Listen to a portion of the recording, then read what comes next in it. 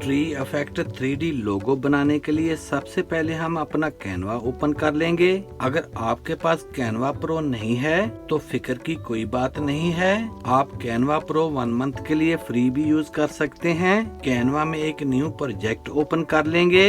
मैं यहाँ से YouTube थंबनेल सेलेक्ट कर रहा हूँ। अब हम इस पेज की बैकग्राउंड का कलर चेंज कर लेंगे। ऊपर से कलर पर क्लिक करके मैं यहाँ से ब्लैक कलर सेलेक्ट कर रहा हूँ। अब हम एलिमेंट्स पर क्लिक करके सर्च में ट्री लिखकर सर्च करेंगे।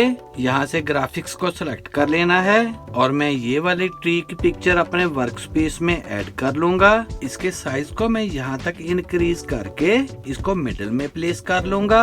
अब मैं इस ट्री की एक डुप्लीकेट बनाकर इसको यहाँ रख दूंगा और अब मैं इस ट्री को सिलेक्ट करके इसका कलर चेंज कर लूंगा और इसको मैं पिंक कलर दे दूंगा और इस ट्री को मैं यहाँ तक क्रॉप कर लूंगा। अब मैं इस ट्री को उठाकर एग्जैक्टली पिंक ट्री के ऊपर रख दूंगा। फिर मैं इसकी एक डुप्लीकेट बनाकर इसको यहाँ रख दूंगा और इस ट्री को मैं ग्रीन कलर दे दूंगा और इसको हम दोनों साइड से यहाँ तक क्रॉप कर लेंगे। अब मैं इस ट्री को उठाकर एग्जैक्टली इस ग्रीन ट्री के ऊपर रख दूंगा। फिर मैं इसकी एक डुप्लीकेट बना लूंगा और इसको हम येलो कलर दे देंगे और इस येलो ट्री को हम दोनों साइड से यहाँ तक क्रॉप कर लेंगे।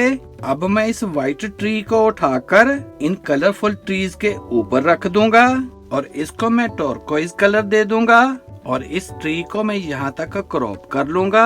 अब हम एलिमेंट्स पर क्लिक करके यहाँ पर एक थिक सर्कल ऐड कर लेंगे और इसके साइज को मैं यहाँ तक इंक्रीज कर लूंगा और इसको मैं यहाँ सेट कर दूंगा। अब मैं एलिमेंट से एक स्क्वायर शेप यहाँ ऐड करके इसको मैं यहाँ तक इंक्रीज कर लूंगा और इसको हम यहाँ पर सेट कर देंगे और इस शेप को मैं ब्लैक कलर दे दूंगा। अब हम टेक्स्ट पर क्लिक करके यहाँ पर एक टेक्स्ट बॉक्स ऐड कर लेंगे और मैं यहाँ 3 टाइप कर लूंगा और इसका हम फॉन्ट भी चेंज कर लेंगे और इसको मैं पिंक कलर दे दूंगा और इसको मैं यहाँ रख कर इसको थोड़ा सा रोटेट भी कर लूंगा। फिर इसकी एक डुप्लीकेट बनाकर यहाँ मैं लेटर D टाइप कर लूंगा और इसको मैं ग्रीन कलर दे दूंगा और इसको मैं यहाँ पर सेट कर दूंगा। अब मैं यहाँ पर जोन 8 टेक्स्ट ऐड करके इनको यहाँ सेट कर दूंगा। अब मैं एलिमेंट से ये वाला सर्कल ऐड करके इसको यहाँ तक इंक्रीज कर लूंगा और एक आर्च डाउन शेप यहाँ पर ऐड करके इसको हम थोड़ा सा रोटेट कर लेंगे। फिर इसको रिड्यूस करके मैं यहाँ रख दूंगा और इसको मैं ब्लैक कलर दे दूंगा। फिर पोजीशन पर क्लिक करके यहाँ से इस आर्च डाउन शेप को टॉप पर मूव कर देंगे और अब मैं इस पेज की बैकग्राउंड का कलर चेंज करके इसको व्हाइट कलर दे दूंगा और इन शेप्स को भी हम व्हाइट कलर दे देंगे। अब हम ऊपर से शेयर पर क्लिक करेंगे।